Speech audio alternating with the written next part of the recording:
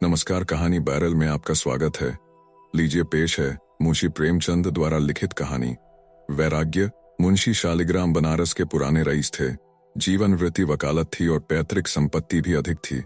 दशाश्वमेध घाट पर उनका वैभवान्वित गृह आकाश को स्पर्श करता था। उदार ऐसे कि 25-30 हजार की वार्षिक आय भी व्यय को पूरी न होती थी। साधु ब्राह्मणों के बड़े श्रद्धावान थे। वे जो कुछ कमाते वह स्वयं ब्रह्मभोज और साधुओं के भंडारे एवं सत्य कार्य में व्यय हो जाता। नगर में कोई साधु महात्मा आ जाए वह मुंशी जी का अतिथि। संस्कृत के ऐसे विद्वान की बड़े बड़े पंडित उनका लोहा मानते थे।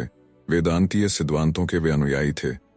उनके चित्त की प्रवृत्ति वैराग्य की ओर थी। मुंशी जी को स्वभावत बच्चों से बहुत प्रेम था। मोहल्ले भर के बच्चे उनके प्रेम वारी से अभिसिंचित होते रहते थे।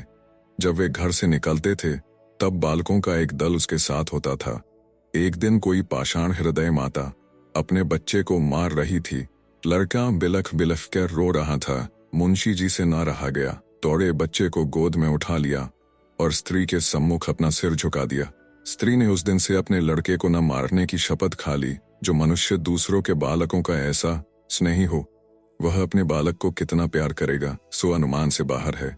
जब से पुत्र पैदा हुआ मुंशी जी संसार के सब कार्यों से अलग हो गए। कहीं वे लड़के को हिंडोल में झुला रहे हैं और प्रसन्न हो रहे हैं, कहीं वे उसे एक सुंदर सैर गाड़ी में बैठाकर स्वयं खींच रहे हैं। एक क्षण के लिए भी उसे अपने पास से दूर नहीं करते थे। वे बच्चे के स्नेह में अपने को भूल गए थे।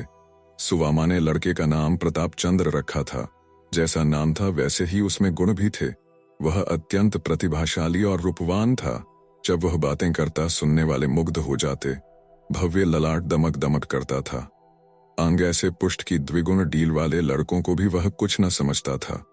इस अल्प आयु ही में उसका मुखमंडल ऐसा दिव्य और ज्ञानमय था कि यदि वह अचानक किसी अपरिचित मनुष्य के सामने आकर खड़ा हो जाता तो वह विस्मय से ताकने लगता था।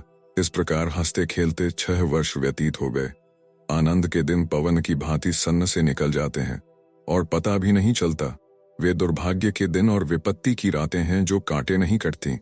प्रताप को पैदा हुए अभी कितने दिन हुए, बधाई की मनोहारिणी ध्वनि कानों में गूंज रही थी कि 6ठी वर्षगांठ आ पहुंची।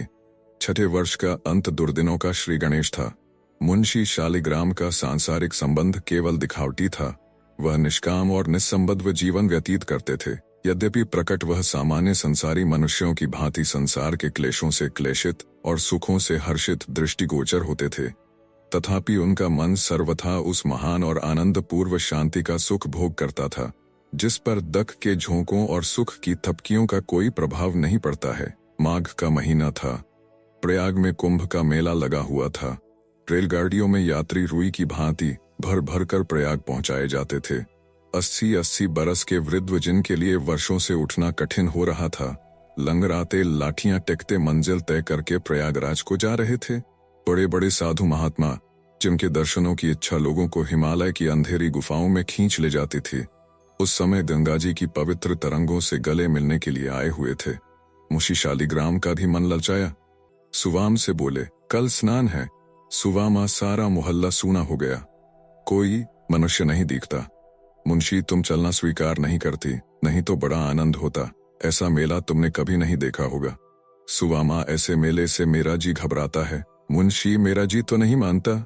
जब से सुना कि स्वामी परमानंद जी आए हैं तब से उनके दर्शन के लिए चित्त उद्विग्न हो रहा है। सुवामा पहले तो उनके जाने पर सहमत न हुई, पर जब देखा कि यह रोके न रुकेंगे तब विवश होकर मान गई। उसी दिन मुंशी जी 11 बजे रात को प्रयागराज चले गए। चलते समय उन्होंने प्रताप के मुख का चुंबन किया और स्त्री को प्रेम से गले लगा लिया। सुवामा ने उस समय देखा कि उनके नेत्र सजल हैं। उसका कलेजा धक से हो गया। जैसे चैत्र मास में काली घटाओं को देखकर कृषक का हृदय कांपने लगता है, उसी भांति मुंशी जी ने नेत्रों का अश्रुपूर्ण देखकर सुवामा कंपित हुई। अश्रु की वे बूंदें वैराग्य और त्याग का अगाध समुद्र थीं। देखने में वे जैसे नन्हे जल के कण थीं, पर थीं वे कितनी गंभीर और विस्तीर्ण। उधर मुंशी जी घर के बाहर निकले और इधर सुवामा ने एक ठंडी श्वास ली। किसी ने उसके हृदय में यह कहा कि अब तुझे अपने पति के दर्शन न होंगे। 1 दिन बीता, 2 दिन बीते, चौथा दिन आया और रात हो गई। यहाँ तक कि पूरा सप्ताह बीत गया, पर मुंशी जी न आए। तब तो सुवामा को आकुलता होने लगी। तार दिए, आदमी दौड़ाए, पर कुछ पता न चला। दूसरा सप्ताह भी इसी प्रयत्न में समाप्त हो गया। मुंशी जी के लौटने की जो कुछ आशा शेष थी वह सब मिट्टी में मिल गई। मुंशी जी का अदृश्य होना उनके कुटुंब मात्र के लिए ही नहीं वरन सारे नगर के लिए एक शोकपूर्ण घटना थी। हाटों में, दुकानों पर, हथाइयों में अर्थात चारों ओर यही वार्तालाप होता था। जो सुनता वही शोक करता, क्या धनी क्या निर्धन, यह शौक सबको था। उसके कारण चारों ओर उत्साह फैला रहता था। अब एक उदासी छा गई। जिन गलियों से वे बालकों का झुंड लेकर निकलते थे वहां अब धूल उड़ रही थी। बच्चे बराबर उनके पास आने के लिए रोते और हट करते थे। उन बेचारों को यह सुध कहाँ थी कि अब प्रमोद सभा भंग हो गई है। उनकी माताएं आंचल से मुख ढांप ढांप कर रोती मानो उनका सगा प्रेमी मर गया है। वैसे तो मुंशी जी के गुप्त हो जाने का रोना सभी रोते थे, परंतु सबसे गाढ़े आंसू उन आड़तियों और महाजनों के नेत्रों से गिरते थे जिनके लेने देने का लेखा अभी नहीं हुआ था। उन्होंने 10-12 दिन जैसे जैसे करके काटे, पश्चात एक एक करके लेखा के पत्र दिखाने लगे। किसी ब्रहन भोज में 100 रुपये का घी आया है और मूल्य नहीं दिया गया। कहीं से 200 का मैदा आया हुआ है।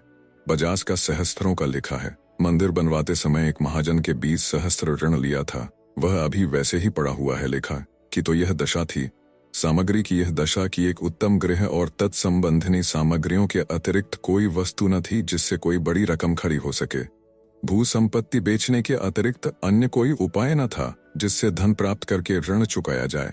बेचारी सुवामा सिर नीचा किए हुए चटाई पर बैठी थी और प्रतापचंद्र अपने लकड़ी के घोड़े पर सवार आंगन में टख टख कर रहा था कि पंडित मोटेराम शास्त्री, जो कुल के पुरोहित थे, मुस्कुराते हुए भीतर आए। उन्हें प्रसन्न देखकर निराश सुवामा चौंक कर उठ बैठी कि शायद यह कोई शुभ समाचार लाए हैं। उनके लिए आसन बिछा दिया और आशा भरी दृष्टि से देखने लगी।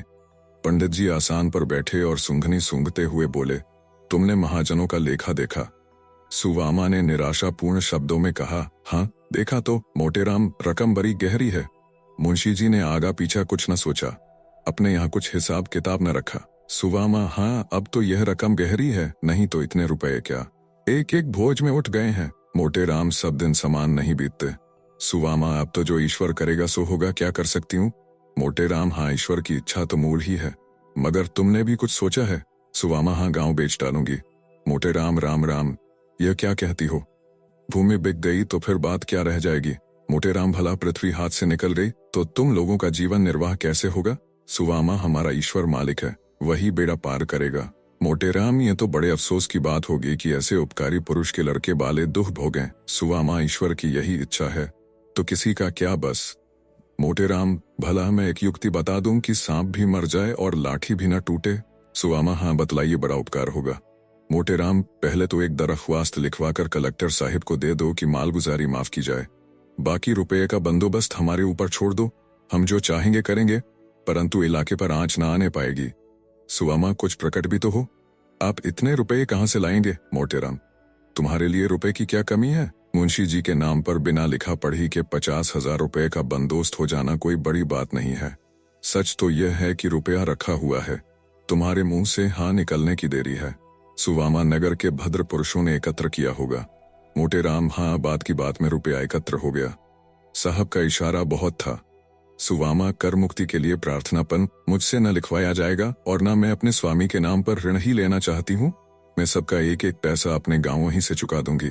यह कहकर सुवामा ने रुखाई से मुंह फेर लिया और उसके पीले तथा शोकान्वित बदन पर क्रोध सा झलकने लगा। मोटेराम ने देखा कि बात बिगड़ना चाहती है तो संभल कर बोले, अच्छा जैसे तुम्हारी इच्छा, इसमें कोई जबरदस्ती नहीं है, मगर यदि हमने तुमको किसी प्रकार का दुख उठाते देखा तो उस दिन प्रलय हो जाएगा, बस इतना समझ लो। सुवामा, तो आप क्या यह चाहते हैं कि मैं अपने पति के नाम पर दूसरों की कृतज्ञता का भार रखूं? मैं इसी घर में जल मरूंगी, अनशन करते करते मर जाऊंगी, पर किसी की उपकृत न बनूंगी। मोटेराम, छे छे, तुम्हारे ऊपर निहोरा कौन कर सकता है? कैसी बात मुख से निकालती है? ऋण लेने में कोई लाज नहीं है। कौन रईस है जिस पर 1,00,000 2 लाख का ऋण न हो? सुवामा, मुझे विश्वास नहीं होता कि इस ऋण में निहोरा है। मोटेराम, सुवामा, तुम्हारी बुद्धि कहाँ गई? भला सब प्रकार के दुख उठा लोगी, पर क्या तुम्हें इस बालक पर दया नहीं आती? मोटेराम की यह चोट बहुत कड़ी लगी। सुवामा सजल नयना हो गई। उसने पुत्र की ओर करुणा भरी दृष्टि से देखा। इस बच्चे के लिए मैंने कौन कौन सी तपस्या नहीं की? क्या उसके भाग्य में दुख ही बदा है जो अमोला जलवायु के प्रखर झोंकों से बचाता जाता था? जिस पर सूर्य की प्रचंड किरणें न पड़ने पाती थीं, जो स्नेह सुधा से अभी सिंचित रहता था। क्या वह आज इस जलती हुई धूप और इस आग की लपट में मुरझाएगा? सुवामा कई मिनट तक इसी चिंता में बैठी रही। मोटेराम मन ही मन प्रसन्न हो रहे थे कि अब सफलीभूत हुआ। इतने में सुवामा ने सिर उठाकर कहा, जिसके पिता ने लाखों को जिलाया खिलाया, वह दूसरों का आश्रित नहीं बन सकता।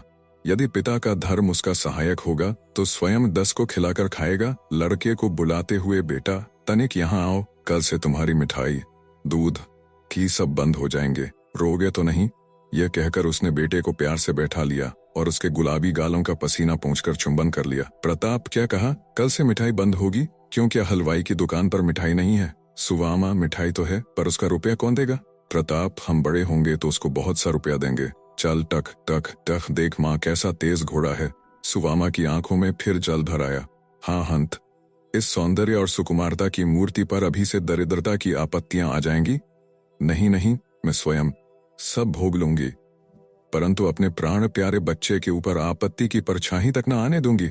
माता तो ये सोच रही थी और प्रताप अपने हठी और मुंहजोर घोड़े पर चढ़ने में पूर्ण शक्ति से लीन हो रहा था। बच्चे मन के राजा होते हैं। अभिप्राय यह कि मोटेराम ने बहुत जाल फैलाया, विविध प्रकार का वाक्चातुर्य दिखलाया, परंतु सुवामा ने एक बार नहीं करके हाँ न की। उसकी इस आत्मरक्षा का समाचार जिसने सुना, धन्य धन्य कहा। लोगों के मन में उसकी प्रतिष्ठा दूनी हो गई। उसने वही किया जो ऐसे संतोषपूर्ण और उदार हृदय मनुष्य की स्त्री को करना उचित था।